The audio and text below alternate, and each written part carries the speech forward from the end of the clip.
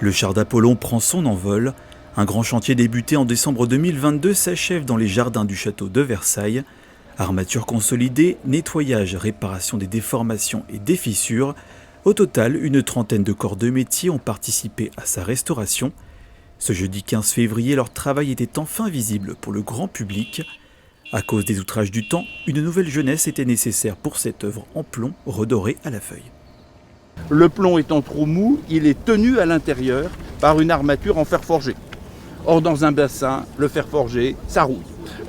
Et lorsque ces structures ont rouillé, eh bien, les encolures des chevaux ont plié. Cette fontaine emblématique de l'époque de Louis XIV représente le dieu du soleil sur son char attelé à 4 chevaux.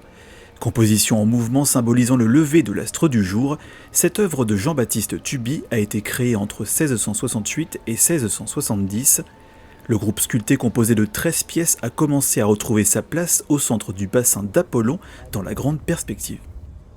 Cette magnificence, ce déploiement d'une vision cosmique, c'est quelque chose qui est, je crois, beaucoup plus important pour nos visiteurs aujourd'hui que la simple démonstration de grandeur et de puissance. Et c'est peut-être ce qui fait que Versailles est un lieu universel où des visiteurs de toutes les cultures retrouvent et ressentent quelque chose.